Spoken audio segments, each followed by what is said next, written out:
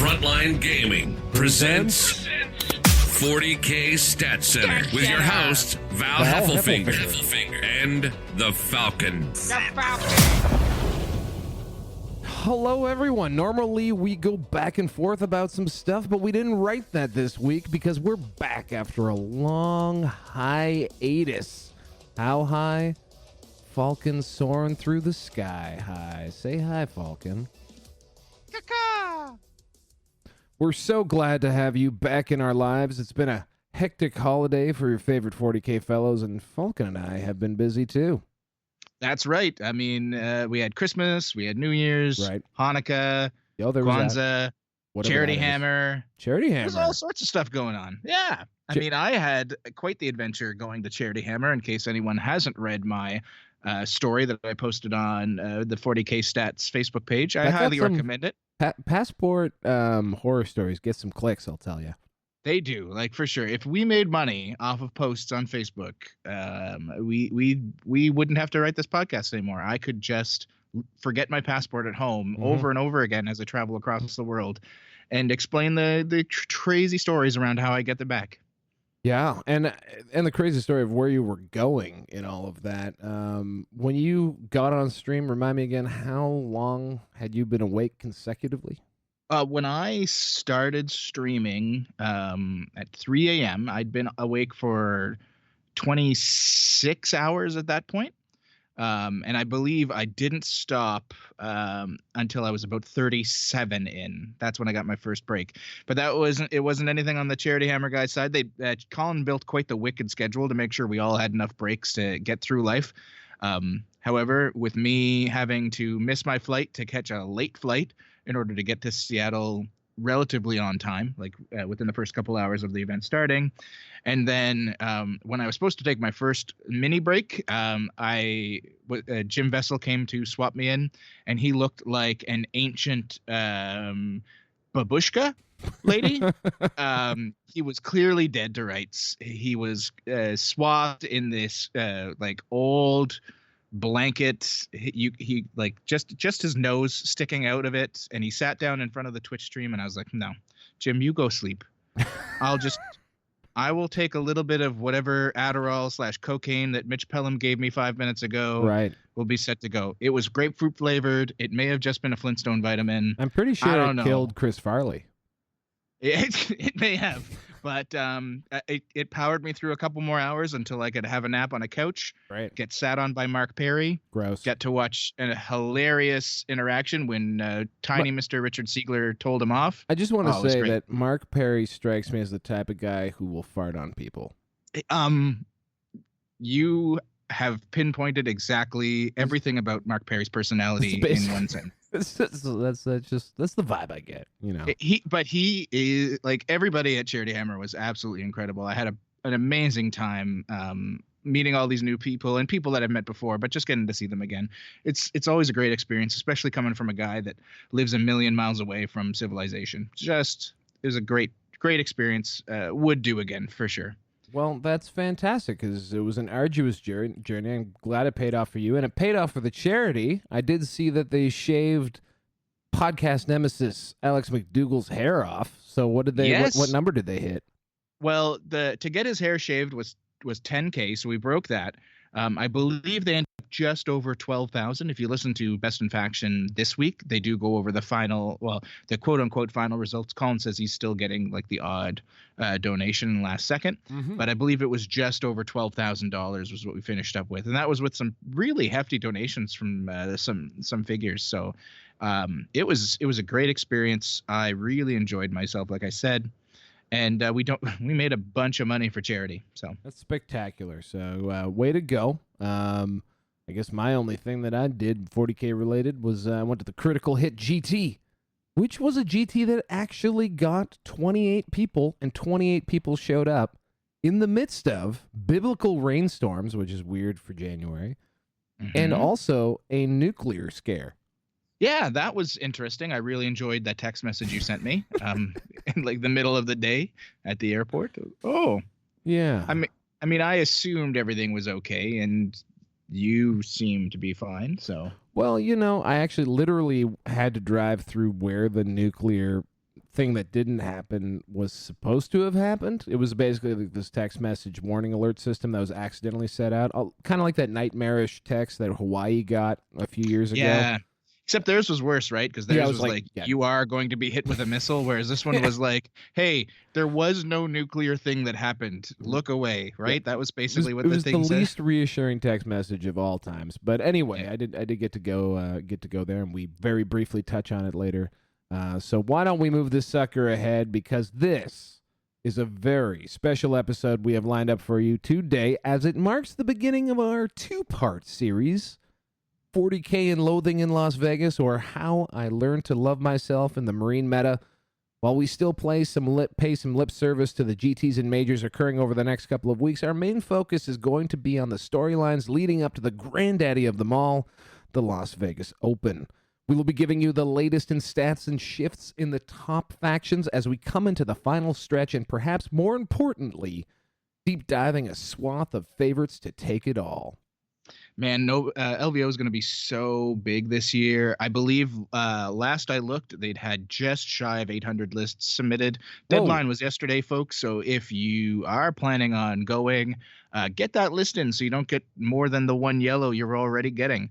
I believe Reese has said that he expects a few people to come in last minute. It's going to be a crazy, crazy event. 800 lists is, like, I was talking some schmack on Chapter Tactics where I appeared recently, and I was saying, this could be a big drop rate on account of it being Las Vegas for one and Marine Meta for a second, but that would be a 20% drop rate if I'm not wrong about my numbers. So that ain't bad. No, and that's, according to Reese, that's kind of what they generally get out of LVO, is a 15 to 20. So one thing that I had thought, and I had talked to Pablo and other people about this, was I felt like even though a lot of events were hitting this 30-35% mark of late, I felt LVO would kind of be immune because it's LVO. It's the big deal, right? It's not just a tournament. It's like a whole experience. It's kind of like going to Nova or any of these other super majors where you're not just going to play, you're going to be at LVO. So I felt that might mitigate a lot of the problems we're seeing like elsewhere in the world with some of the smaller GTs and majors that have been coming out. Right. And some big announcements. Reese announced that the top 100 tables are all going to be the exact same terrain layout, with a bit of a caveat, and that depending on what deployment you roll for your game, the terrain will be set up differently. I thought that was super interesting. I like the pardon me. The top 100 tables is a drop in the bucket of all the tables, and that's almost the size of Nova. Yeah, it's of the what'll end up probably being 400 to 450 tables. Just under a quarter of them are going to be the exact same layout. It's very intriguing. Looking at the layouts, I see a lot of people talking up how Chaos has jumped up in their eyes as having a good chance, because the tables do really help that possessed bomb list. For our listeners who are blind to the internet and for the medium of podcasting, what is the defined table? What have they gone with?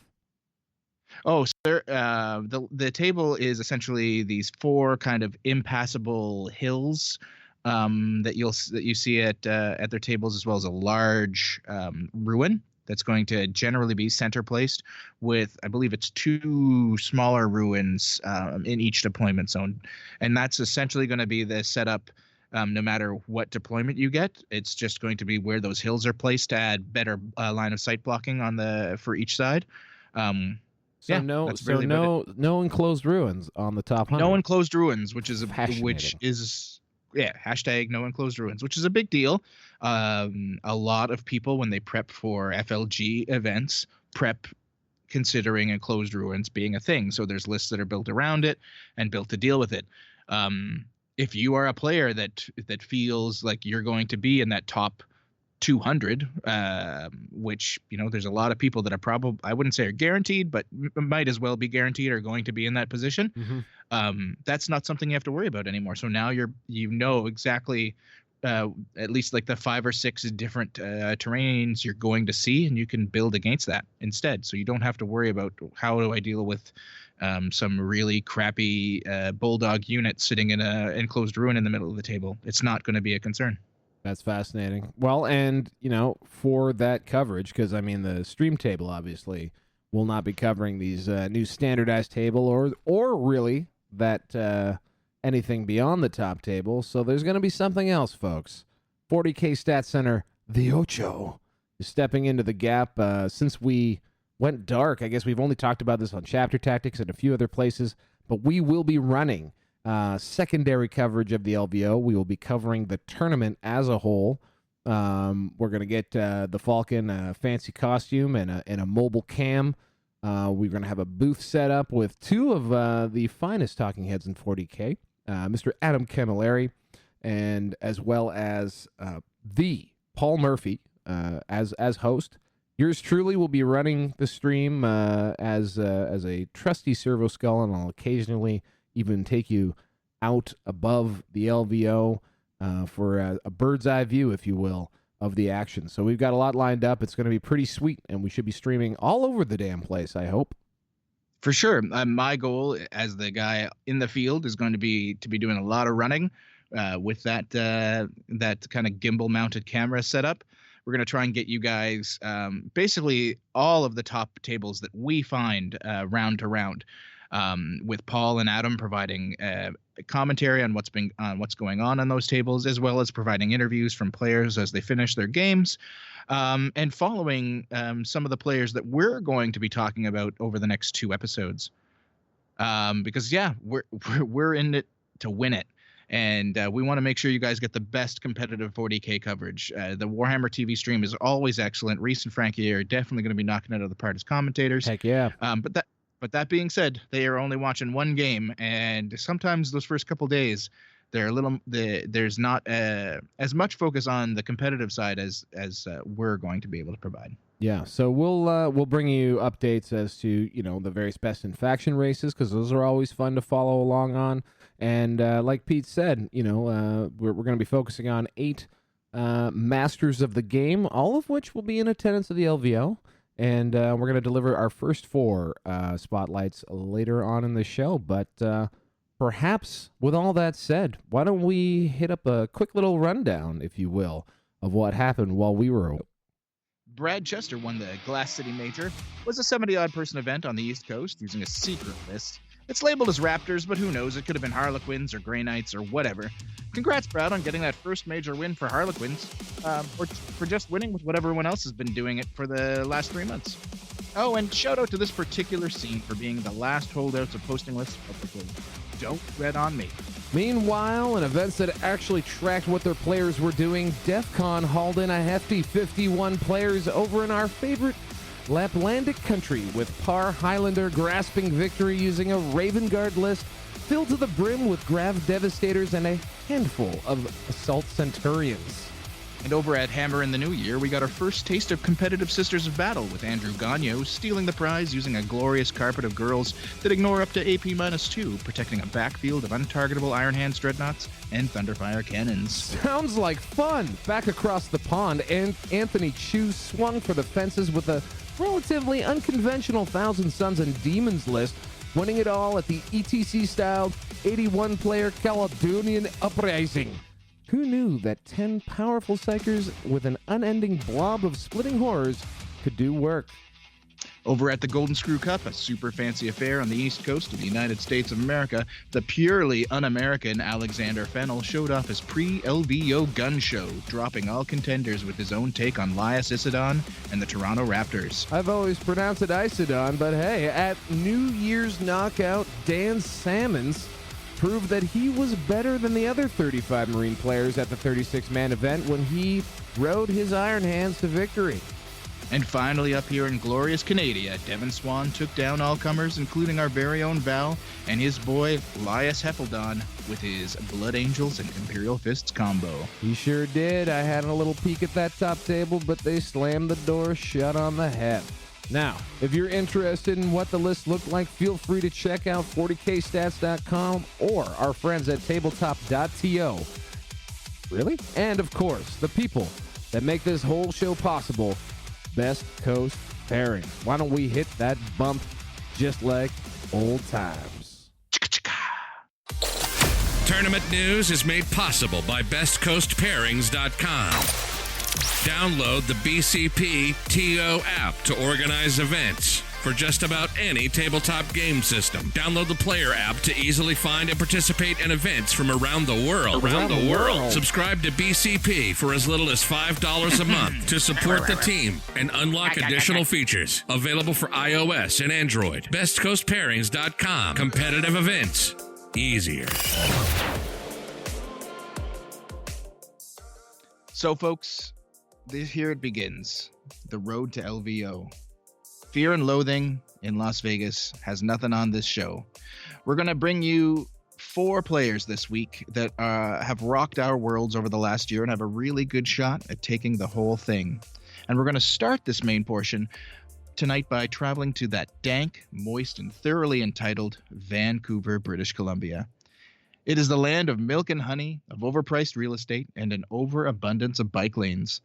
The land of the man who, for 10 months of this year, ran roughshod over the ITC, taking down GTs and majors across North America and absolutely demolishing the hobby track while he was at it. Jim Vesal. So I started playing 40K competitively, like right around the start of 8th.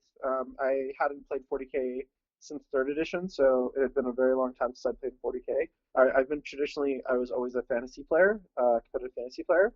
And then, I wasn't super hardcore into it. Like I wasn't playing super competitively till about the second half of the season, the kind of last year.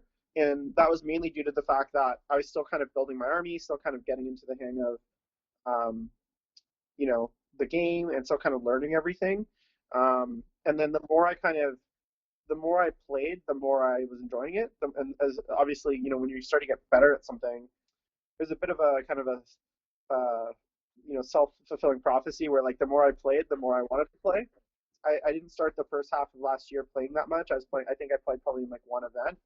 And then, I played, I think Nova for me last year was like the kind of where the dam broke. I got to go on stream and play Nick, which is really awesome. I had, lots of people were like really excited about my army, and just coming home from Nova, I was just like, I was so hyped about like getting you on stream and like, playing Nick, one of the best players in the world. And like, that really like motivated me to like wanting to even do better. And so then I started going to even more events at the tail end of last year. And I think I went to like 3 times as many events in the second half of the year as I did in the first half. So I started kind of getting super hungry for it and basically going to as many events as I could. And then that kind of obviously culminated in my first LVO. I went 4-2, which I was happy with because at that point, I'd never won an event. I'd won a best overall, I think, at some point, but I'd never like gone 5-0 perfect score at an event. And, that was in the Unari meta at the time. So my 2 losses both came to Unari lists, which are, pretty hard, but it was really good. It was really fun. I was happy with, overall how I did, and I just had lots of fun, and a bunch of my buddies from Toronto came, so it wasn't, I spent a lot of time gambling and drinking, so I didn't take it too seriously at that point, and I wasn't, I had no illusions about my player skill. Jim has been a veritable machine this year, boasting a 68-8 record before the Marine Codex dropped, with 6 GT and Major wins and 4 top-table finishes, including a huge win at Adepticon and a second-place finish at the BAO. Despite having most of his list invalidated by Marines, Jim has still managed a respectable 9-4-1 record in the 3 events he has participated in since. In the earliest part of the season, he accounted for a good 3% of the Chaos Demon's entire win rate over at 40kstats.com, and had an average game score of 30-16, all while consistently holding the top of the hobby track and being one of the saltiest members of the Chaos community on competitive 40K. A true Renaissance man. We were lucky enough to catch Jim during his recent whirlwind tour of LVO prep events and restaurant openings for a full breakdown on this entirely successful season. So when did the delusion start growing about your player skill? What was your first GT win? So it was actually Dicehammer out in Lake Forest, California. Is the guys run by Nick Card. So I kept hearing. I was actually out there for work, and so I brought my army, and I kept hearing, this is like a really tough field. Like I played Ray in my fourth Yeah. game, or my fifth game. I played fourth or fifth game. I played Ray, beat him by 1 point. Played Richard Kozar, like beat him in the first game, pretty badly. I think it was Richard Kozar. So I played some of these like really tough like Californian players, and then ended up winning the whole tournament. And I was like, whoa, like that was weird. Like I didn't think, like somehow I pulled it together. And that was after actually a really heartbreaking top table loss against TJ actually at the Barry Bash in February. So going from a top table loss to a win kind of in my next event felt really good, and then it kind of just kept rolling from there. So that's right. You would have been, because Barry Bash wasn't the only time you were sort of knocking on the door. Am I wrong about that? Did you have another top table finish even before Barry Bash? So yeah, so I had quite a few top table finishes, which was heartbreaking. But yeah, and then Adepticon after that, took home Adepticon, which was obviously huge, and obviously my hugest kind of victory so far. And then cleaned up a few Canadian tournaments, came second place at BAO, losing to the late great Jeff Robinson in the final, which is probably one of my most memorable games last year. Not just because of the fact that Jeff was awesome, but obviously since he's passed, like I really cherish that game that we got to play. So it's very memorable for me. So that's a great moment. Backing up even a little bit to Adepticon. Yeah. That was against Juice, right? Yeah, I lost. I beat Chris Blackham in the semifinal, who's like an amazing player, and then I beat Juice in the final. So those were both very, very tough games. But Chris Blackham and Juice, gotta say, like probably two of my favorite opponents people I've ever played. Great sports, like super, super good, like champions of the hobby, and couldn't be nicer guys. So very, very excited to get to play them both. What do you think about that? I mean, you've presided over perhaps one of the most drama-free top table years that we've gotten to see so far in competitive 40K. And I know, your experience is fairly new, like you don't have any grudges dating back to old editions or whatever. But like, what do you think about that? Do you feel like, especially amongst the higher echelon players, do you feel like there's a sort of a surge of sportsmanlike conduct, or at least a more open method of playing the game? Yeah, I think overall, like, and I think this is something that's been really cool. When I used to play fantasy, I used to hear a lot of, these stories from like the ETC, which was like the most competitive environment that you can imagine, of people bringing like armies of marshmallows and tin cans and like My Little Ponies and stuff like that. And I think as the standards of hobby and play have evolved, I think the standards of sportsmanship have also evolved. And especially with kind of the call-out culture and social media, like when I started the hobby, there was no Facebook. And I didn't really discover like the online Warhammer community until really like this year, like Competitive 40K and a few other groups, which I will not name here, that are these real kind of, like a lot of people coalesce around these communities. But like when I started playing, I didn't know about those. And I think as we've seen these kinds of online communities grow, there's a lot more accountability in the players. And I think obviously, nothing really beats the Tony Grabando situation from LVO a few years ago, which I think kind of, is a bit of a watershed moment in the hobby, because it really was a fork in the road of, how people wanted the hobby to go. And I think in a lot of competitive sports or games, like Magic the Gathering is probably a good example, but in a lot of those games, sometimes, and maybe even War Machine, if the community decides that, that move that Tony did was totally legit because those are the rules and that's how we should play.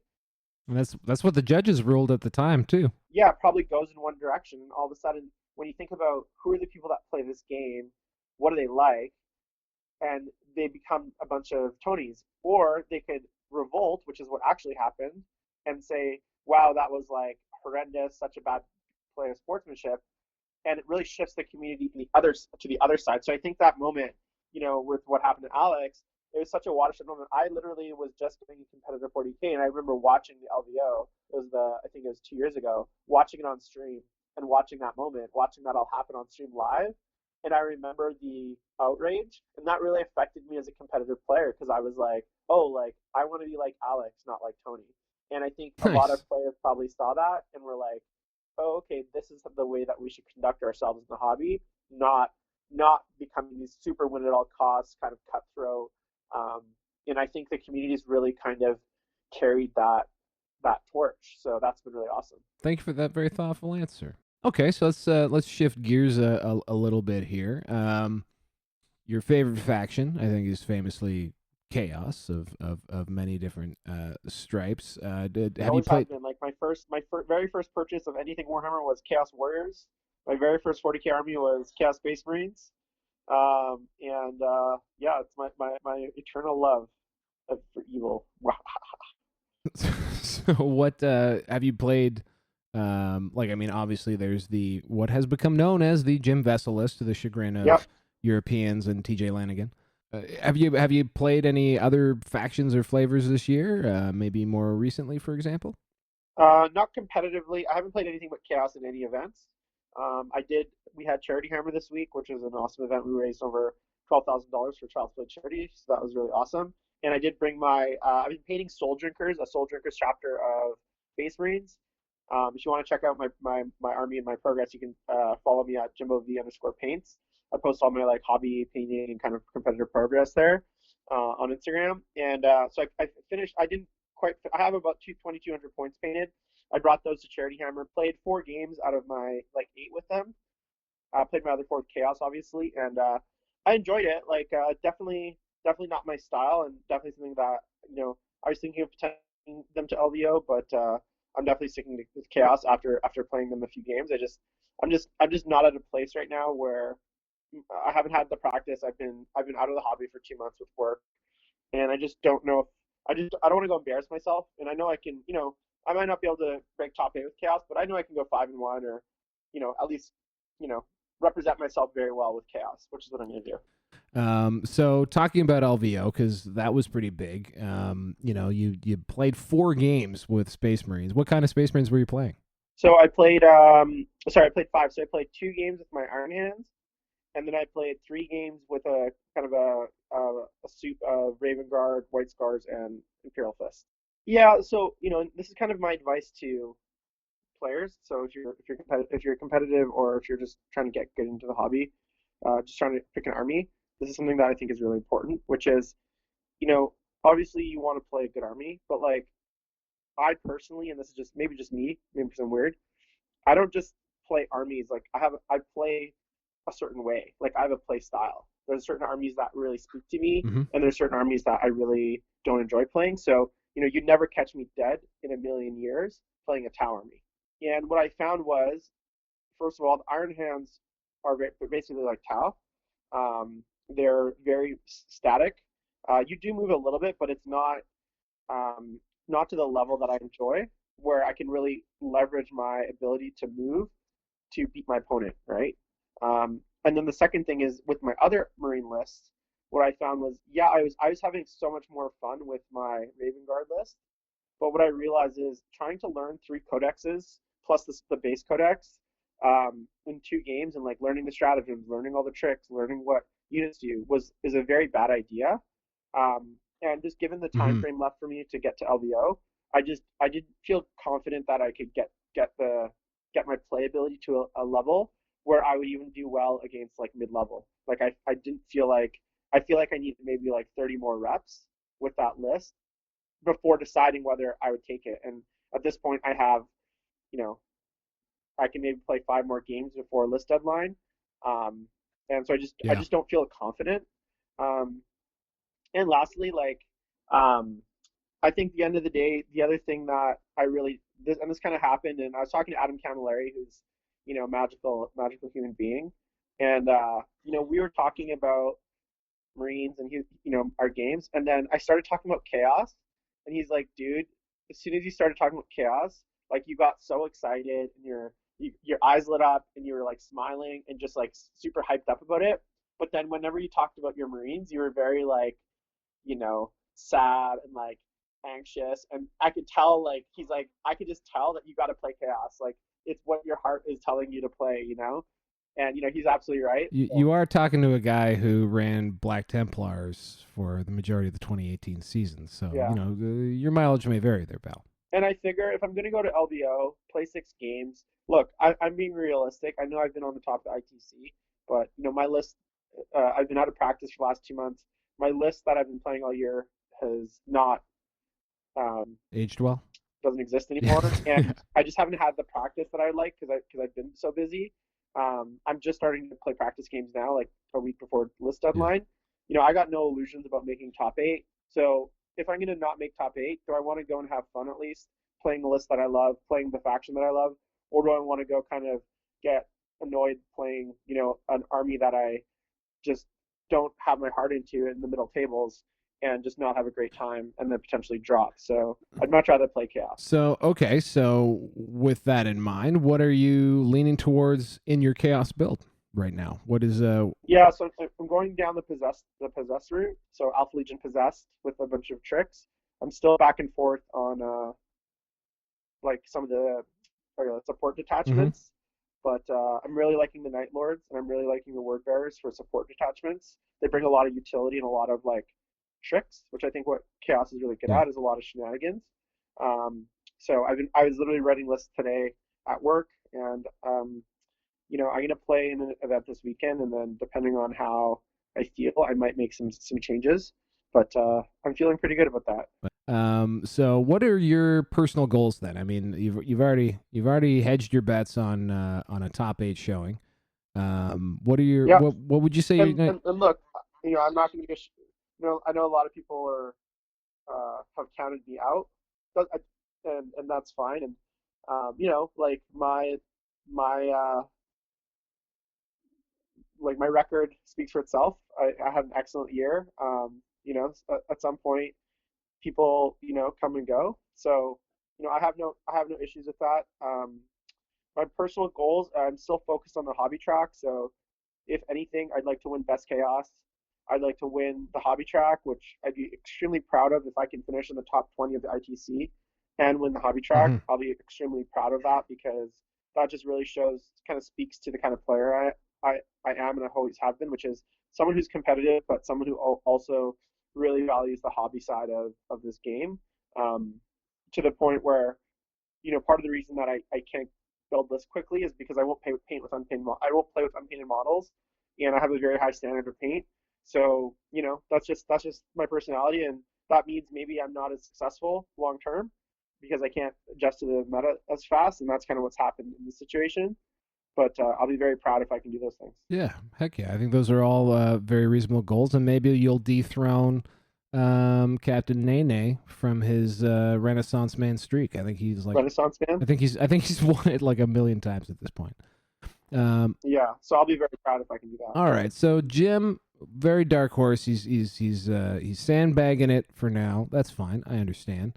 What would you say? What would your top 8 predictions be? I mean, I know you're saying that you haven't been super deep in the game, just as the meta's turned on its head. But what's your gut feeling here? What do you think? What do you think the top 8 might look like? I think I mean obviously I'd be done with fighting the same Marines. I don't think it's.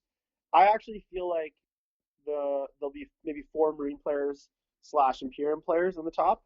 I could see maybe 3 pure Marine and then like an Admech Sisters Marine Imperium mix as one of the 4.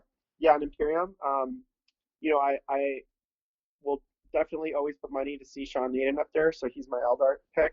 I definitely feel like there'll be one Chaos, whether it's myself or TJ or Matt Morrisoli, who's a legendary coming from Australia, or maybe Austin Wingfield, or even Justin Lois, like all excellent Chaos players, all attending, all have those are guys that win majors and always have a shot to win any event they attend. Now, whether they can, we can kind of have a little bit of matchup luck and game luck and get through some of the really hard matchups, that's yet to be seen. And I think we're all bringing some pretty heavy duty Chaos lists. So I'd like to see a Chaos there. I definitely think if Richard or Brian Pullen play Tau, one of those will be up there. Now, who is the king of the cast, as they say? Ooh. We'll see. But and then I would really, I think we'll see one Xenos. So I played Alex McDougall's Ridge Runner list this weekend, and it's super nasty. And I could potentially see an Orc list making it if again the patented Pablo Martinez Orcs in the top 8 prediction. Love it.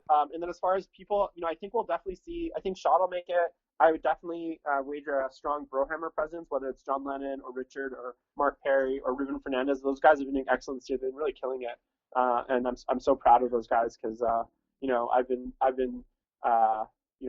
chatting with those guys all year, and it's just super exciting to see what they've been doing. I think Nick is actually the dark horse to make it to the top 8 because he's had a very up and down year.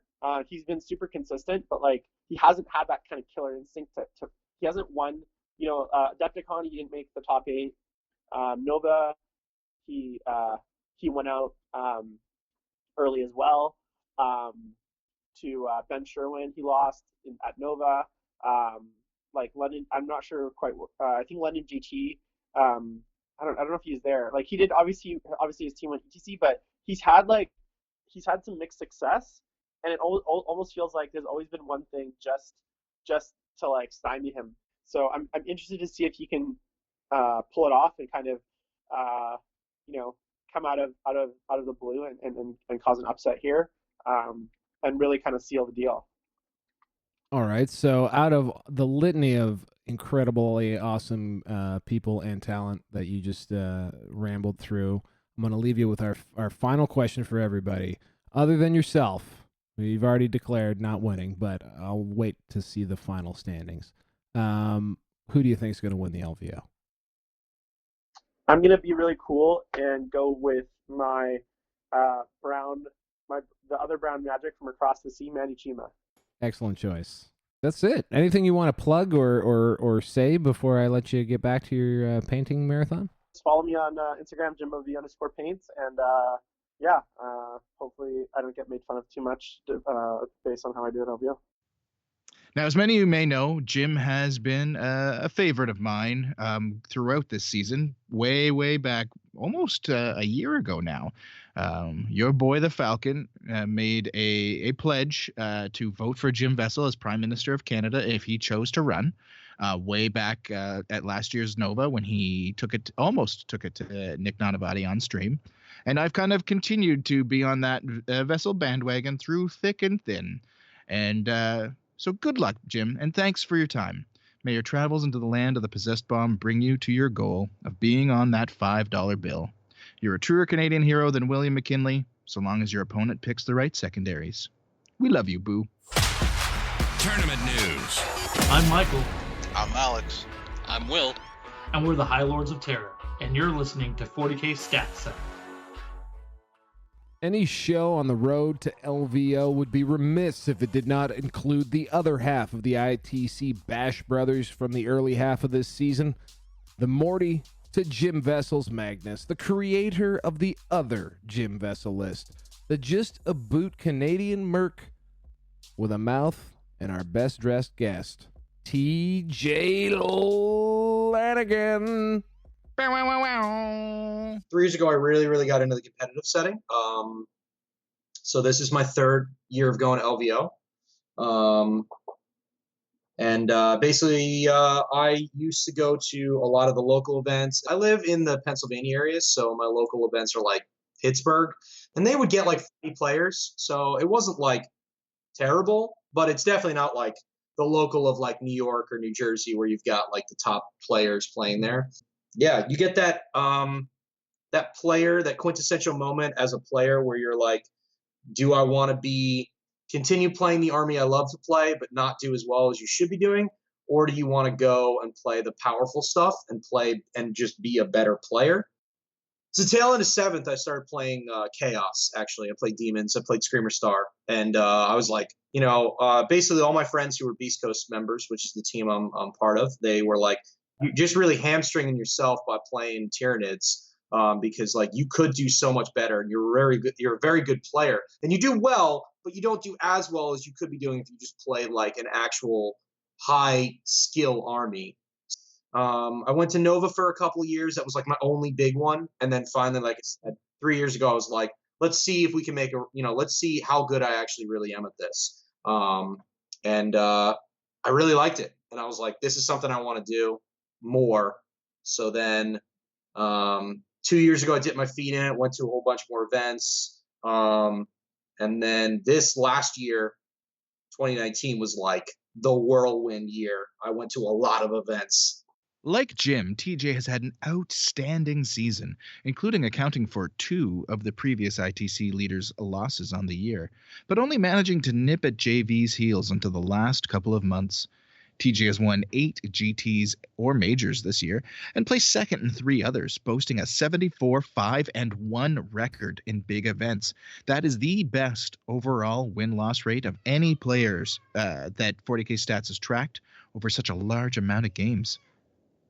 While TJ may take a small amount of offense when people reference his, quote, Jim Vesal list, his take was actually far more successful, seeing top-table play from players other than himself at small GTs across the world. But just because his Blight Lords proliferated across the land did not mean everyone was ready for his ability to play them. Like when you say that, are you saying like you're supposed to lose because of, say, a list mismatch, or because they think you're a chump? The chump one, which is odd because I still get it. I won't say the event, but I've gone to probably 3 events this year, and like I'll get to the table and people are like, I know exactly what your list does. I've studied your list. I know exactly how to beat you, and like you're going to lose this game. And I'm like, okay.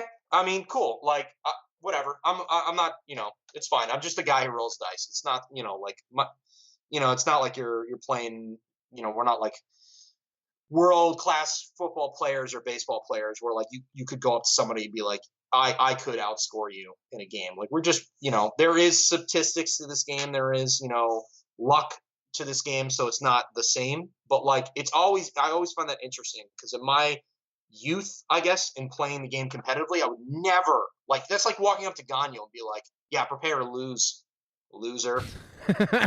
Yeah. But like, maybe they haven't heard me say your name enough. I literally get it all the time. I will probably every other event I get someone who comes up to me and goes like, yeah, this should be a pretty easy game for me. I should win this, no problem.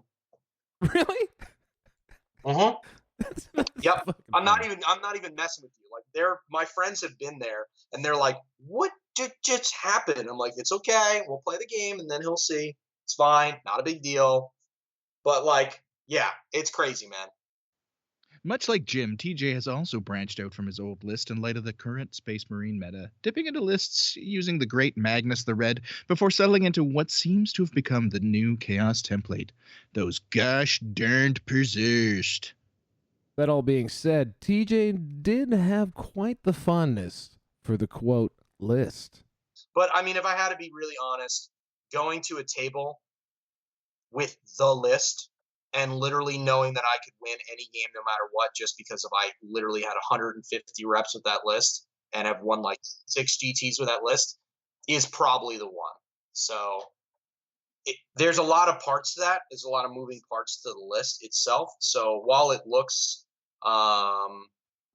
easy on paper, there are a lot of like the psychic phase, picking the right powers, movement, when to jump the screen, your Terminators, correct placement on them, when they're supposed to attack, things like that. All those things together make for a very difficult list.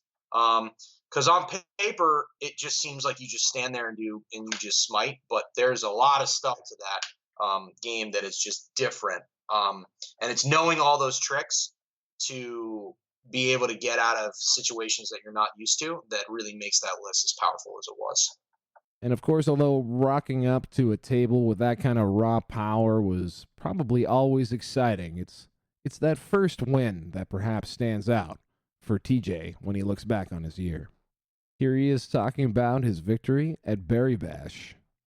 And it was a very surreal moment for me because, like, we kind of joked about, like, whoever won that game was going to get on the team. And then It was my first big GT. That was like 107-man GT or something like that. And I cried. I'm not ashamed to say that I was very passionate about that win. That was a big step for me. And I was told after the game was done that like I originally wasn't on the radar. I was on the radar, but like I was definitely further down on the list. But after I won that game, I was definitely looked at because I was supposed to lose that game and all this other jazz and stuff like that. So that was a big moment for me. A big moment it was indeed, for that win propelled TJ onto his role on the Team Canada, which led to him being shouted out by team captain Christopher Haynes as one of Canada's MVPs last year, and certainly helped add to his resume amongst his many accolades this year that has led to his ascension, one might say, from Team Canada to Team USA for the 2020 ETC in Luxembourg. But of course, we're not talking about that. The rest of the chat I had with TJ revolved around his preparations for the LVO, the list that he's decided to bring, and his predictions for who and what might win the whole thing. Okay, TJ, so what are you doing to get ready for the LVO? Lots of practice. Went to a GT 2 weeks ago, and we won that. That was right before Thanksgiving. So, that was right after Thanksgiving.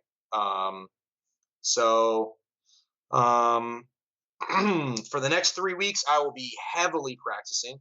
There are no real GTs that I would want to go to.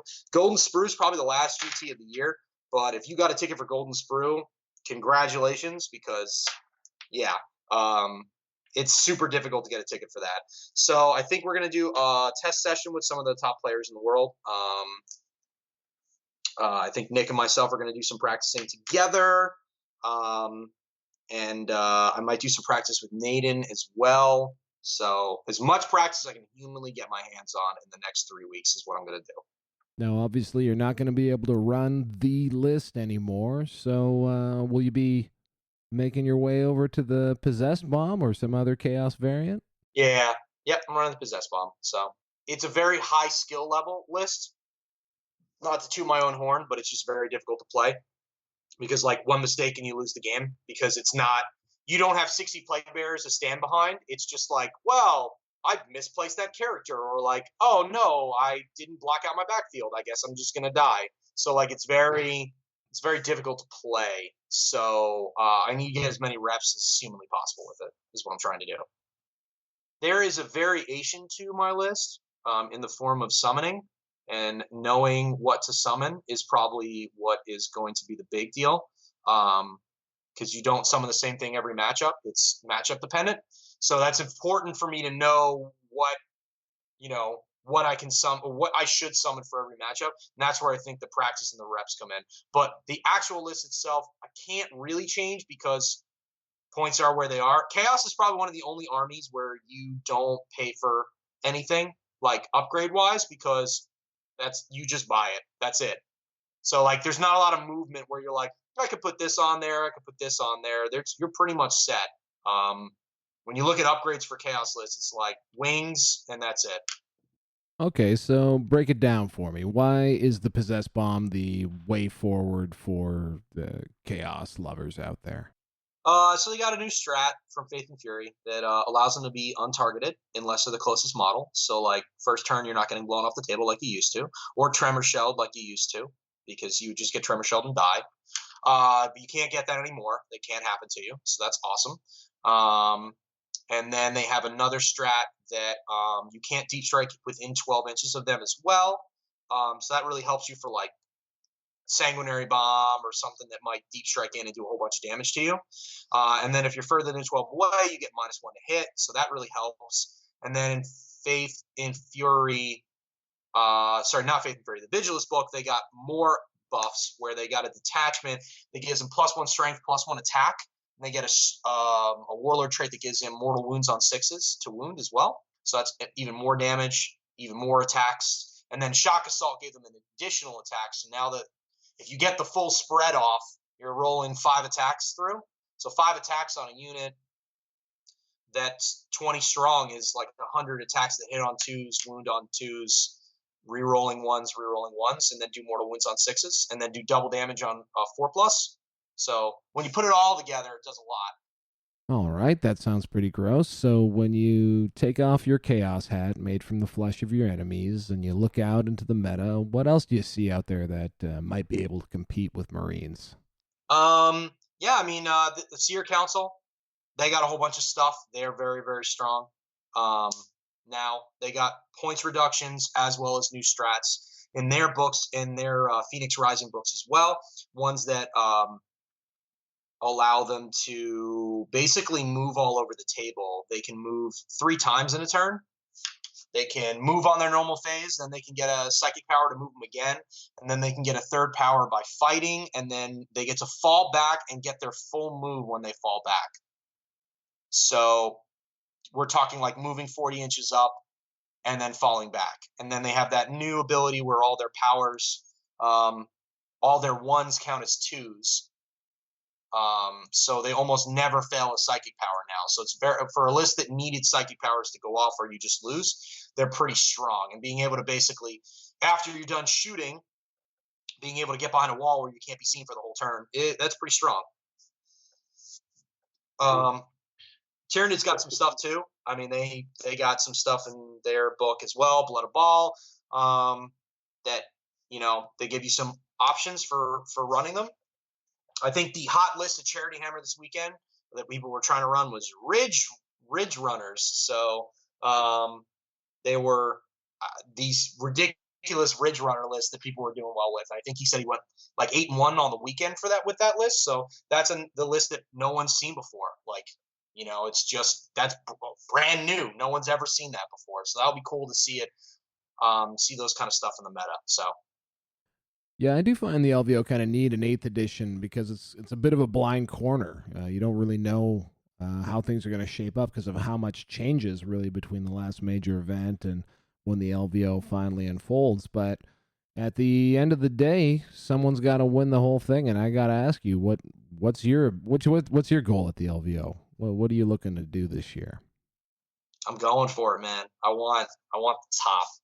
I went last year. I finished 5-1, only losing to Brandon Grant by 2 points in round 5, and I think I finished 19th place or something like that.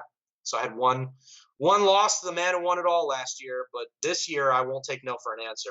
At the very least, I'd like to 6-0. I think based on the amount of events I've gone to and based on the skill level that I've increased myself this year, I would be unhappy with anything less than 6-0.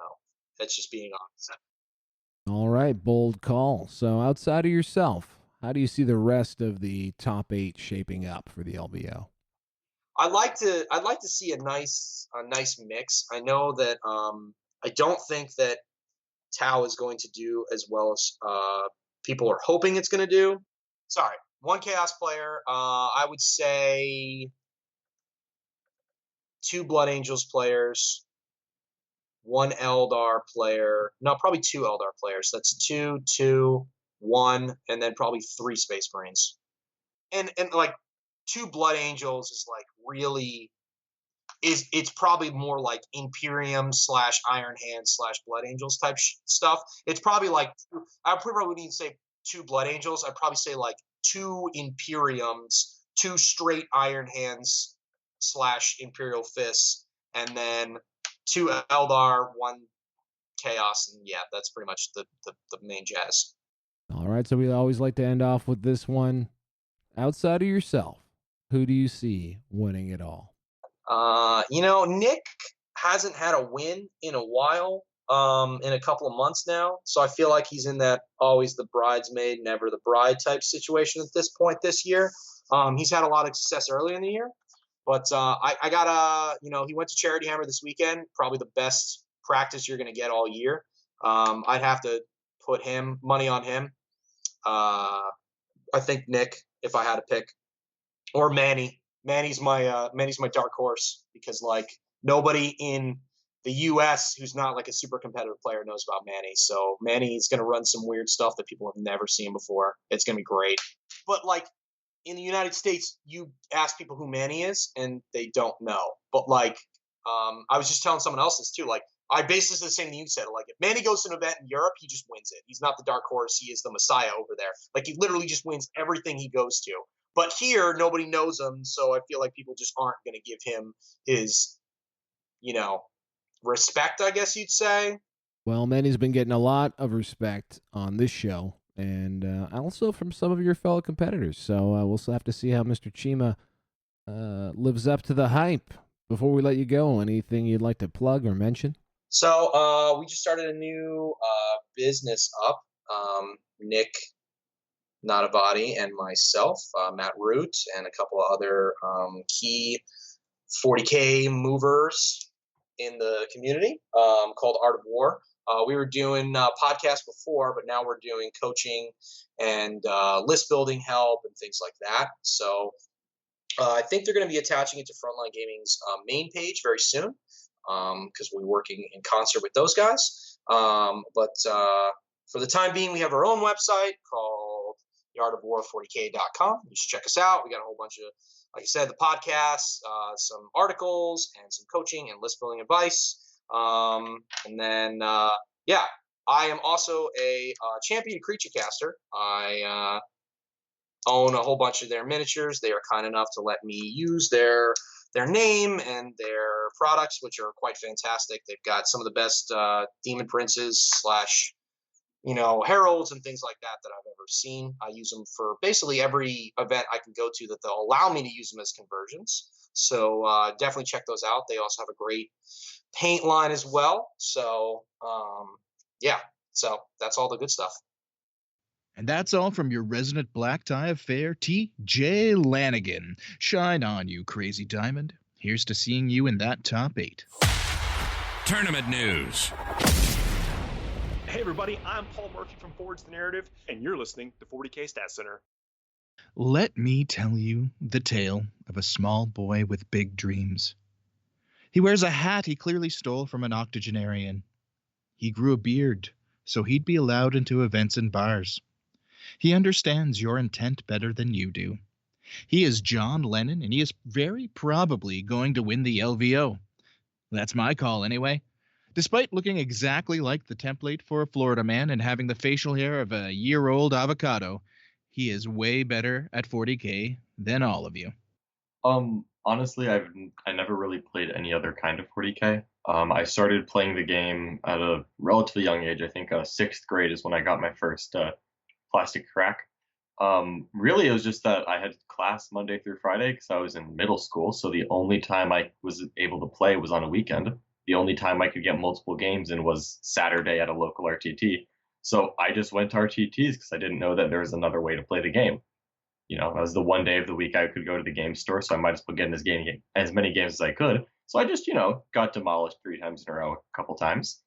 And really, I've just always been a competitive person. Might be a symptom of being the youngest in a family. But it immediately started out with that. I went to my first GT when I was in high school. I wasn't old enough to drive. I think I was 15 when I went to my first GT because I had to have my dad drop me off. I actually did pretty well. I went 4-2. As a 15-year-old, beat a couple players who would actually themselves grow up to be good. It's just always been a competitive thing for me. I've never really. I've played a couple narrative games now that I'm aware that they exist, but it was never the main focus. Always the thing was I'm a guy who wanted to play sports but was never remotely viable at them. So I just had a competitive drive and no outlet for it. That was not me just, getting tackled by people 100 pounds heavier than me. John is currently sitting 5th in the ITC, and for good reason.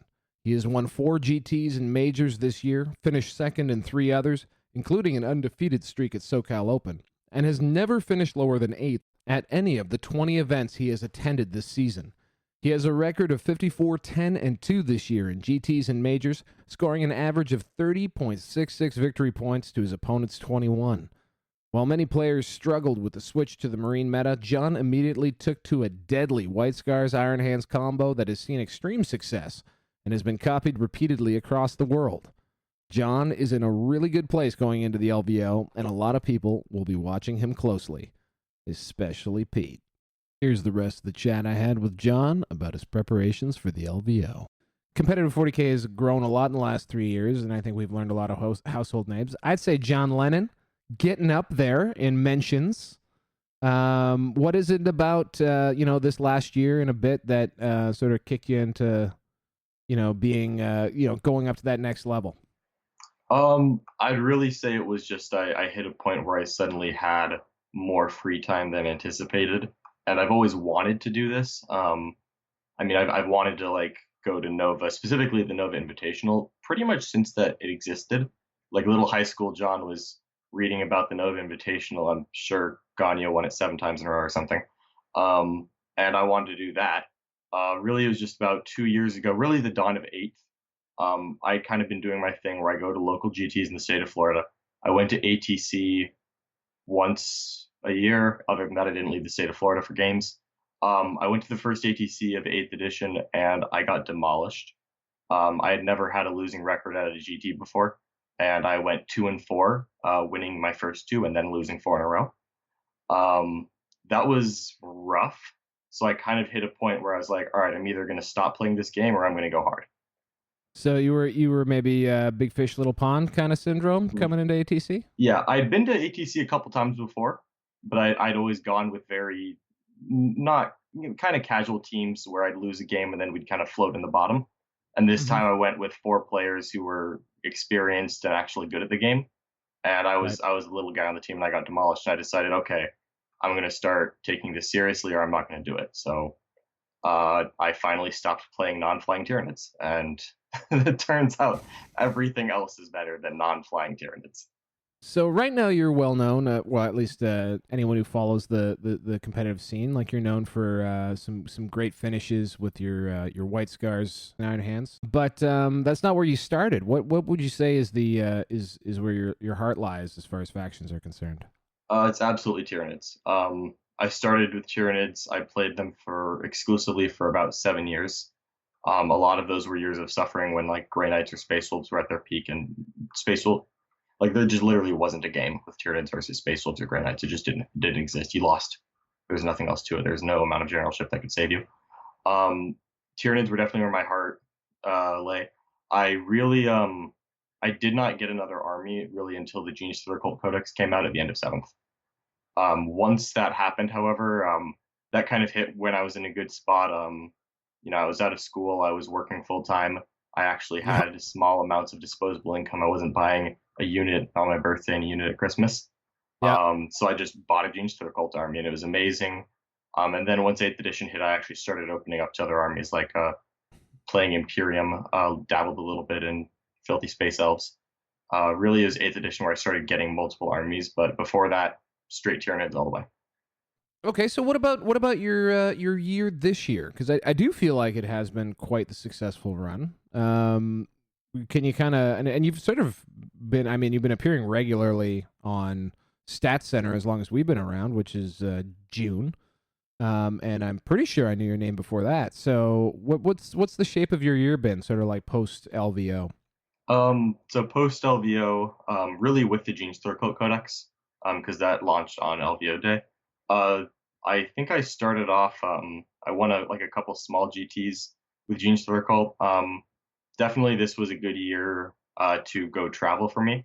So that was kind of my push. Was I wanted to make this season a travel season. Last year I didn't travel, even if maybe I could have, just because I was kind of saving up for this being the big push. Didn't really go anywhere besides LVO.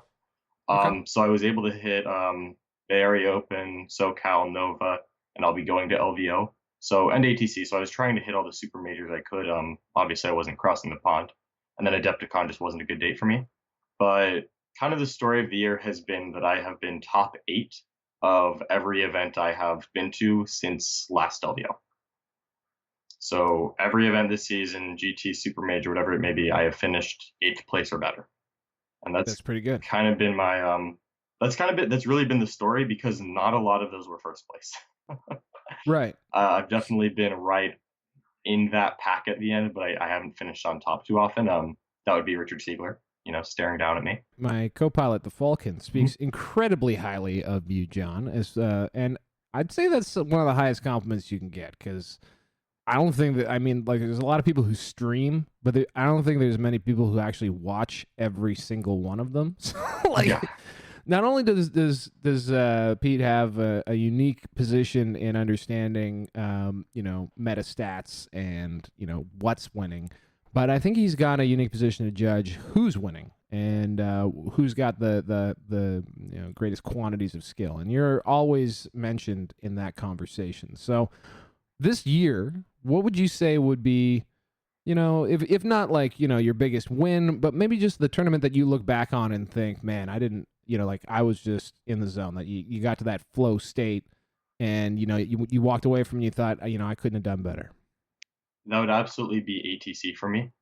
And really, I don't think that was as a player so much as it was as a captain and being in charge of pairings. The team that I've been on for ATC the past 2 years up until this one hit 8th place both times. And that's awesome.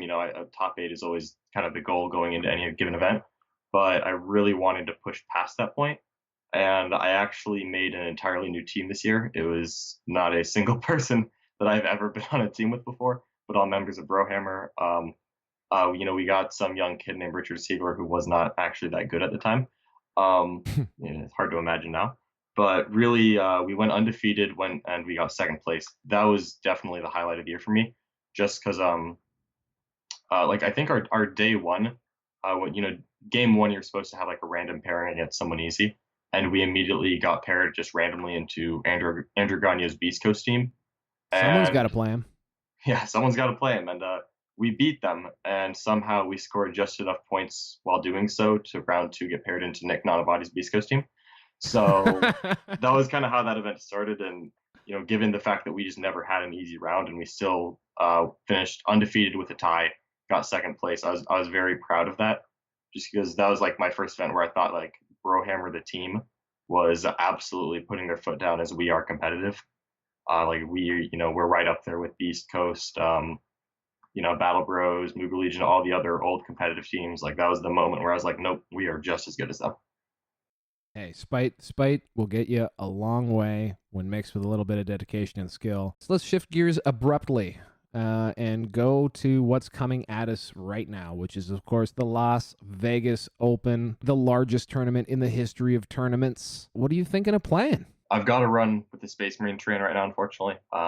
It's just what I have so much practice with. It's what I've been really fine-tuning for really about the last 4 or 5 months. I'm probably going to end up on an Imperial Fist list. If you watch the Charity Hammer stream, I would imagine that list that I was running that weekend is very close to where I'll end up, barring some sudden change, some sudden secret tech that I might find. But really, it's going to be Space Marines. Almost certainly Imperial Fists, but there's a small chance that Iron Hands or White Scar sneaks in there. So why the move to something like Imperial Fist that you were running this last weekend? Honestly, it was really just that actually someone kind of asked me to write an Imperial Fist list while I was very happy with my White Scars, so I just kind of randomly wrote one, put it together, saw what it looked like, and kind of once I looked at it, I realized I cannot beat this list with my White Scars. It was just a very simple. I just did something for a friend, and then I looked at it and like, well, this is the way. Just the way I see it, Imperial Fists have in the Psychic Awakening world that we live in, where maybe White Scars didn't have to play. I really think that Imperial Fists, with their extra damage, with the resurgence of Eldar, the introduction of some of the new Faith and Fury stuff for Space Marines, like all the buff characters, I think Imperial Fists and Iron Hands benefit the most from those. White Scars are a little too mobile to be tied down to characters that really are only walking around now on foot. So to kind of get the most out of that, I feel like Iron Hands or Imperial Fists are where you're going to end up. And at that point, in the mirror match directly, I think Imperial Fists win in an equal skill game almost every time, just because of the damage buffs and the efficiency buffs with their shooting. Even intercessors that move and take the heavy penalty with Imperial Fist are still more accurate thanks to the 6s exploding than an Iron Hand intercessor who ignores the heavy penalty. And of course, if they hold still, then it gets even worse. They ignore cover. They just have so many inherent buffs that you don't have to spend command points on that I really feel like they're just stronger than the White Scars right now. Also, it's a lot easier to play, and you kind of get to focus more on those small decisions because you're not micromanaging every aspect of your army. Like you can just plop half of it on the board and just kind of watch it table your opponent for you. You don't even have to interact with it. How do you feel? Like, are you kind of excited trying to figure out what the moves and counter moves are here and assessing what might be the right meta call? Absolutely. Kind of playing that meta game. Honestly, that's one of my favorite parts of 40K. It's why I love like team events so much and pairings. I really love trying to account for what everyone else is doing. So really what I've been working on the past about, honestly, a solid month since I had the chapter of proof points, it's been looking at what are people going to do to beat Space Marines and what kind of army will that not work on. And that's really what I've been doing. I've been trying to find all the different ways, all of the non-Space Marine factions, find out what they're doing to beat Space Marines, and then figure out which Space Marine army is best in the mirror match. I'm utterly convinced that Imperial Fists are the best Space Marines in the mirror. That one I'm pretty sold on. Now I'm just looking at what everyone else is doing to beat Marines and kind of figure out where that's not going to work. I mean, so many people are teching for Centurions. I don't know if Centurions are the way forward anymore because every single player, after myself and a couple other people had some really good results with Centurions, it just seemed that every single person opened their book and said, all right, how do I get damage 4? And, sure. Almost every single book has that option somewhere. Similar stuff to that, people see Ironstone Dreadnoughts and they're like, all right, how do I get in combat to tag that? How do I ignore that? How do I get more indirect fire so I don't die to grav pods, whatever the case may be? How do I get my flying screens in? People are, Chaos Space Marines, there's so much more jank in the game. I'm really just trying to keep track of all the other armies and see what the best anti-Marine tools are. As a committed Marines player for the moment, what are the maybe emergent options? Because obviously the I guess pre-Nova meta really just has the Siegler answer to Marines, I guess. Yeah. Nothing else, and that's really 2 guys who had success out of many thousands. Yeah, right. So what do you think now that there are some more layered on rules and things like that? What do you think has maybe the best shot? What's keeping you up at night as a counter Marine play? Probably the Chaos Possessed Bomb. The biggest Marines are so efficient at what they do, but kind of the 2 things that they lack that I used to have in other armies, they don't have a unit that just flies 40 inches across the board and gets in combat. They don't have Vect. And so something like the Possessed Bomb, where it's incredibly deadly in melee. I watched 3 Possessed pick up a full squad of Centurions that I put Transhuman on, and they come in units of 20. I'm like, oh, like it just doesn't matter what I am. If the Possessed unit gets the charge, I'm not going to make them roll dice. Like, it's over. Whatever was within 12 inches of them after I fire Overwatch and see what survives, whatever was within 12 inches dies. There's no way around it. And really, like, the Alpha Legion ability to deliver them by making them untargetable, that's the kind of stuff that I'm working on right now and how I'm going to get around that. Specifically, all the Nurglings out of line of sight that people are going to be using because they're relatively efficient into Thunderfire shooting. Thunderfires do not kill them at the rate they kill everything else at that points cost. So working on those problems from an Alpha Legion point of view, and Alpha Legion's really the only chaos I'm worried about. I'm not worried about Night Lords. Shutting off the Vox's Spiritum is cool, but I don't have any one aura that just completely powers the army. I tried to spread my auras around 6 different characters, so if I lose one of them, so be it. I'm not as concerned about that aspect. And Eldar are weird because some Eldar are playing literally just playing a game where it's like, I hope I go first against Marines. Like, here's 13 Eldar vehicles. I totally get it. If fists get to shoot that, it dies.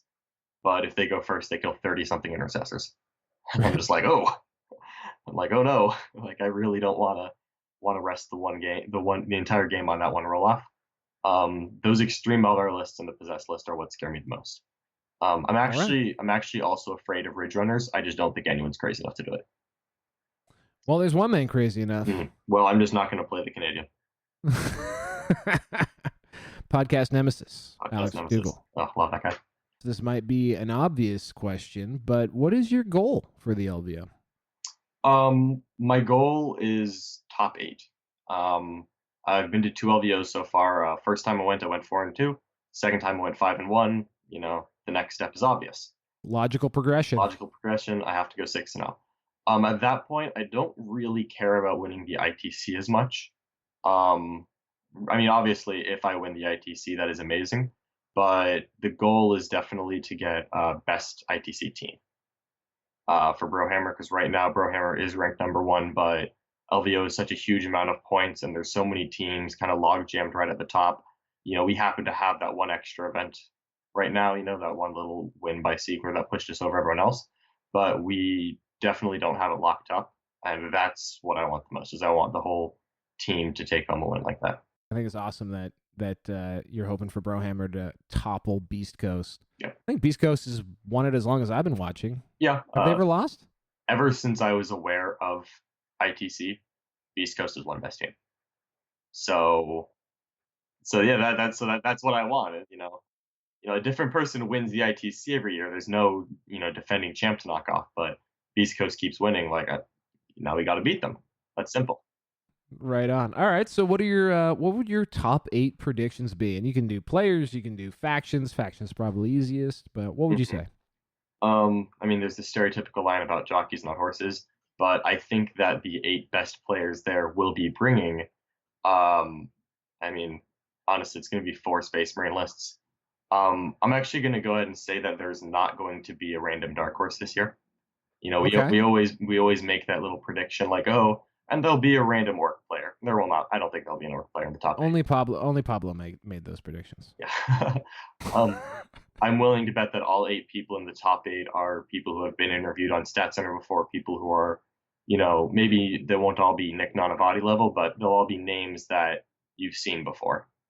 I don't think we're going to have a dark horse. I just think that it's grown so much, and literally everyone's going to be there. I think that with the Ghost Round especially, it's going to be 8 people that you know about. 4 Space Marines, 1 Eldar, 2 Chaos, probably 1 Tau. Yeah, okay. I'm sure you know who I'm thinking of there. If Richard Siegler brings Tau, I think he's going to make it.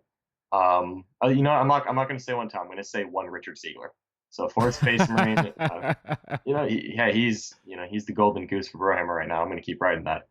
4 Space Marine, 2 Eldar, 1 Chaos, and Richard Siegler. All right. So then I'm gonna ask the next question. Other than yourself, who's your pick to win it all? Ooh. Well, that's the secret. I totally think it's me. That's why it's other than yourself. Oh, difficult. Oh, that's actually really hard. I mean, I'm just trying to think which Space Marine player am I betting on, because I feel like it's going to be one of those. Nick Nanavati, he's probably Nick Nanavati would be my guess, just because he and Richard have had so many close games that I feel like it's time for the coin to fall the other way. And Nick hasn't actually, other than obviously ETC, I feel like Nick hasn't won a ton of events this year. He's just been 2nd or 3rd at almost every major he's been to. He's been very near the top, but I don't think he's brought it all home. So I would guess Nick if I had to put someone besides myself there. Brilliant. Well, thank you so much for your time. This is going to be a good slice of insight from you. And anything you want to plug or say before I let you go back to your life? No, not really. We're really looking forward to LVO. We're getting a lot of people from Brohammer to go to LVO this year, and I'm just so excited because I have a lot of teammates that I play against locally that maybe haven't gotten to travel, and this was kind of built up to be our year, within the club. So we've got a lot more. You're going to see all the Brohammer guys, me, Mark Perry, Ruben Fernandez, Richard Martin, Siegler. We're all going to be at LVO, but there's going to be a lot of the local guys going as well, and I'm excited for them. I'm excited that they get to see, the Mecco 40K, the big super majors that they've never attended before. So, no, I'm just excited for LVO and excited to see what Brohammer can do. And there you have it. While Florida may have a hard time producing quality players, it seems to have at least figured out a decent template. Maybe the rest of you should take some notes. Tournament news. Hey guys, this is John Lennon, Daniel Smith, and Jimmy Prescott with Florida Man 40K and Team Brohammer, and you're listening to 40K Stat Center. In the last 5 months, there has been one name that has struck fear into every Space Marine player's heart. One name that has sparked cold sweats, confused looks, and instinctual call to nerf Tau. His name is Richard Siegler. He is America's sweetheart and the bane or boon, depending on how you see it, of every middle-aged woman in the greater Tallahassee area. What better way to round out this episode than to talk to the #1 player in the ITC, the proverbial king of the hill, the one, the only, Richard Ziegler. So I started playing 40K way back in 3rd to 5th edition, but never went to tournaments seriously. It was mostly kind of garage hammer stuff. But I took a break from the game, didn't play 6th or 7th edition, and then with 8th, I heard a lot of good press about it. I was in France doing research and, wanted to actually go out and meet people. So I went to the local games workshop, met a lot of great guys and started playing again. And then the following year, fall of 2018, I started going to tournaments, and I've just been addicted to it since then. So I've been going to tournaments pretty much nonstop this year, this ITC season. Yes, we've noticed. What's hooked you so hard about competitive 40K? So I've always been interested in competitive strategy games. StarCraft Brood War was in particular my big game for a long time. And so I just love the atmosphere of 40K. It's one of my favorite universes because it's this, incredible mix of classical Greco-Roman myths and a lot of other stuff along the way, medieval history. And as a historian myself, I just find that really compelling. So, for competitive wise, I think the first couple of tournaments and the local group here really inspired me to keep playing. Florida has an extremely competitive but friendly gaming group, and Team Brohammer is a big part of that. And I think those guys have really inspired me to, get into 40K really, full hog. Richard Siegler is a force of nature of late and has become a bit of a household name in the competitive 40K community. He is 53, 6-4 in competitive GTs and majors, and has outscored his opponents 29.8 to 21.3. He has won 4 majors this year, including the Atlanta Open and the Nova, and finished no lower than 7th at any of the 11 he has attended. Most importantly, he has done it all with Tau, a faction that has actually performed at a middling rate for most of the season, and buoyed only by the results coming from Sieg Nation himself and his compatriot in the ITC Top 10, Brian Pullen. Here's the rest of my interview with the big swinging dick of Tau, Richard Siegler. Tell us a little bit about your year and where you came on strong, obviously, in the second half, but what was the process as you went through the year this year? So I started off mostly playing RTTs at the beginning of the season, kind of just getting my feet wet, testing out different ideas. I had been running units like broadsides and 60 plus fire warriors for a long time. And gradually I just started adapting to the meta, especially the local Florida meta. I started playing triple Riptide and gradually increased the amount of drones that I was running. Mm-hmm.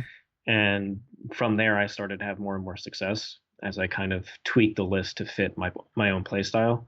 And did pretty well at a bunch of GTs and majors, but didn't end up getting that first big win until Nova. You seem to be one of the on the vanguard of drone usage. What do you think why do you think that isn't stunningly obvious that if you make, the best units Tau have able to survive deep into the game, the drones are worth it? Why do you think, you seem to be one of the first skill players anyway to really make the most of that archetype? I think the big reason is that a lot of Tau players are focused on doing as much damage as possible, as quickly as possible. They wanted to design lists that table people. And if you're paying, 400 or 500 points in shield drones, that's a lot of guns to not have in your list. So there's a real limitation there. And so a lot of people had been running triple Riptide, triple Broadside, and then, maybe a commander or two, and then a couple drones. Right. And so the problem with that list is it's very immobile, and it's trying to take advantage of Shadow Sun's double Kalyan, but it leaves you very vulnerable on the mission and to being outplayed. And so triple Riptide with triple commander is just much more mobile. It can play the mission much better, and so that's where I gradually moved. So what was the narrative for you coming into Nova? Because hilariously, you weren't even supposed to go. Yeah. How many had you bagged? You'd bagged at least 1 or 2 GTs by then. I know you had the Iron Man one. Yeah, I won an Iron Man GT. A month or so before that, I had finished 3rd at 2 other GTs, two other major, one GT and one major, and then I had finished second at a different major because I got to play against 65-point obliterators and only lost by 2 points.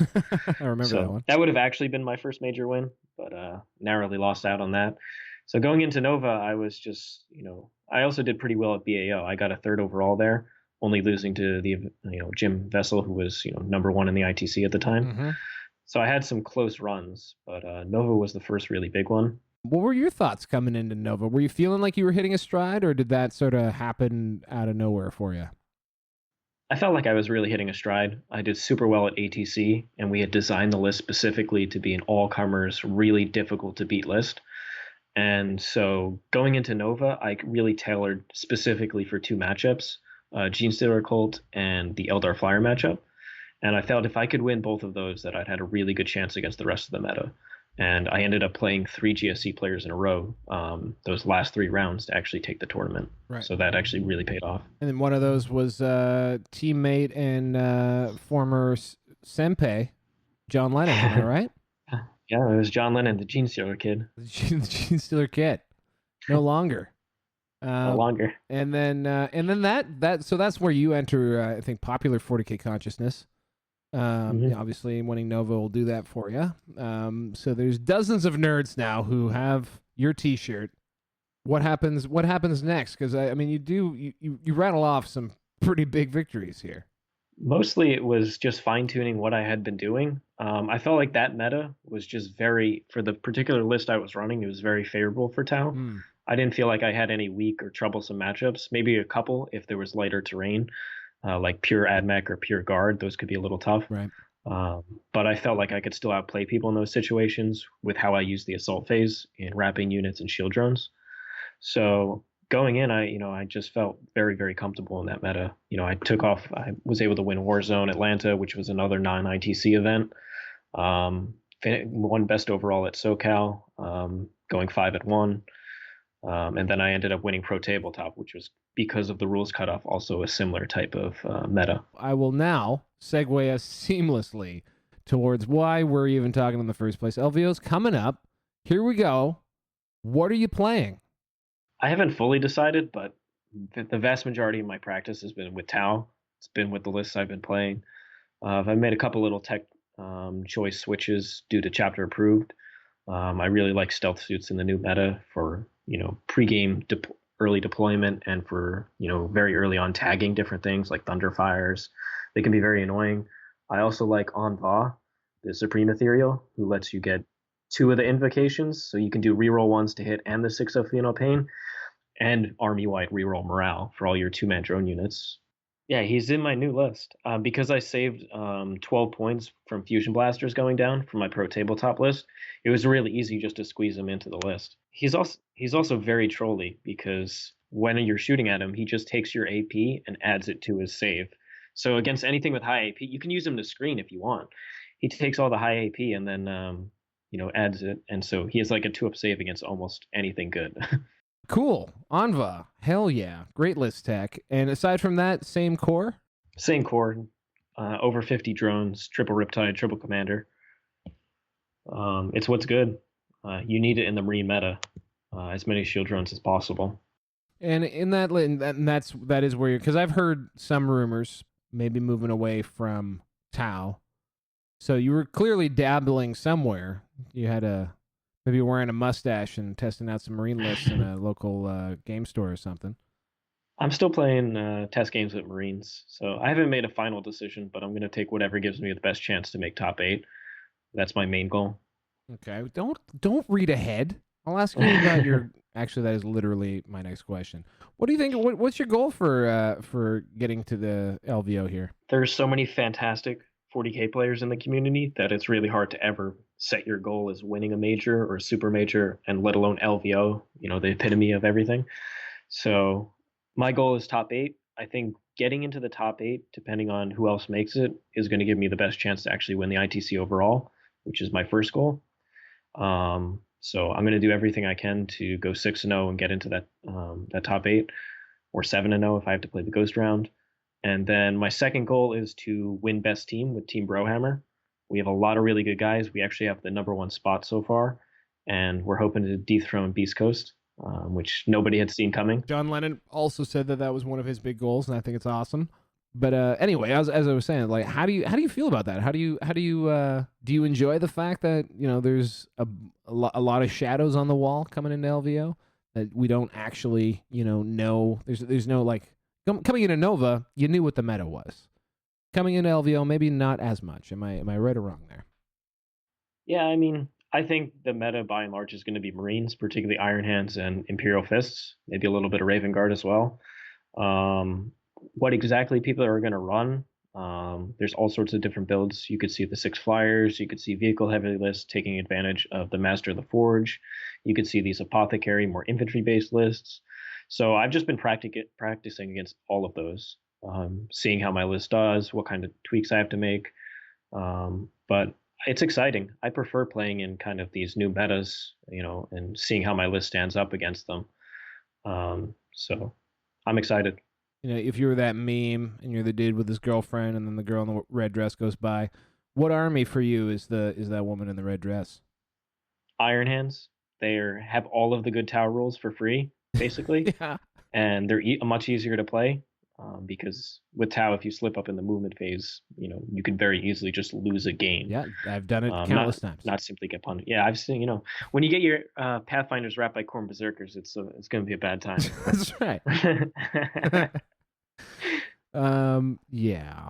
Okay. We're not supposed to talk about that? Dude, that you could have mentioned literally a dozen different ways I've lost in the deployment phase. Let's wrap this up for you. Let's lob you up a couple softballs here. What's your top 8? What do you think? You can say factions, players, whatever you want, but factions is what everyone else has been talking about. What do you think makes the top 8? What do you think it's going to be broken down like? I think at least half the top 8 is going to be Marines. I think we'll see probably at least 1 to 2 Eldar players up there, and then I'd say at least 1 to 2 Chaos players. I think by far those are the 3 most powerful factions.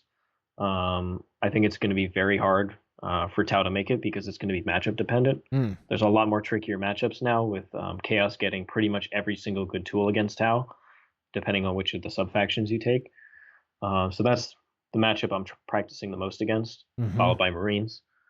But I think those are the safest bets. Excellent. All right.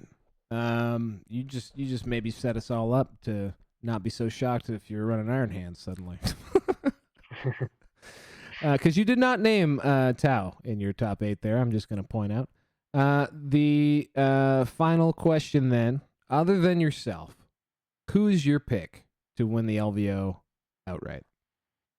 John Lennon. That guy has been incredible all season.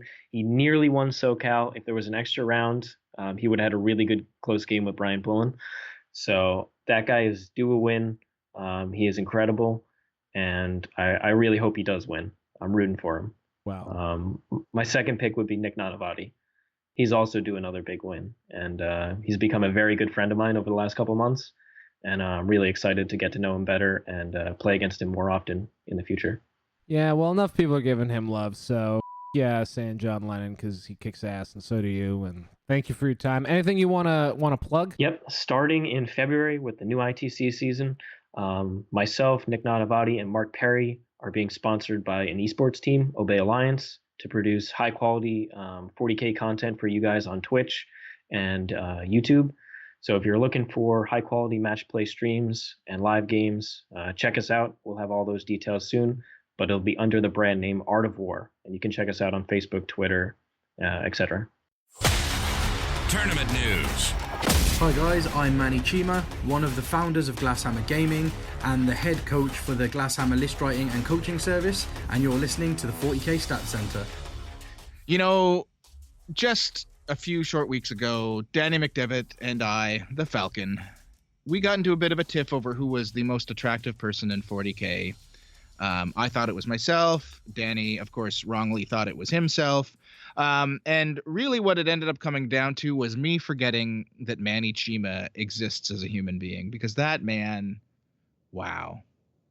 Anyway, if you want to check him out in the flesh, just another plug. I know people have been making it all over the place, but Manny's running a master class, if you will, on 40K Strategy and Tactics, and you will notice that a lot of our guests are mentioning him as their favorite player to win the LVO. Anyway, he's doing it at the LVO. I believe it's 2 o'clock on Thursday before the festivities start. So you can get tuned up by Manny Chima himself for the low price of whatever it costs. You can order those tickets on the LVO website. Check it out. Support Manny. He's a great man. And he's coming a long way to kick everyone's ass. And that being said, that's that from this hearty Harvest Vegetable Soup of content. We wanted to drop into your feeds, but before we go, as always, we have to shout out our good friends and yours over on the FLG network. Over on the Art of War, Nick and John kept dishing out that heat this week as they cooked up an episode with that vanilla thunder from down under, Adam Camilleri, as he talked up just how much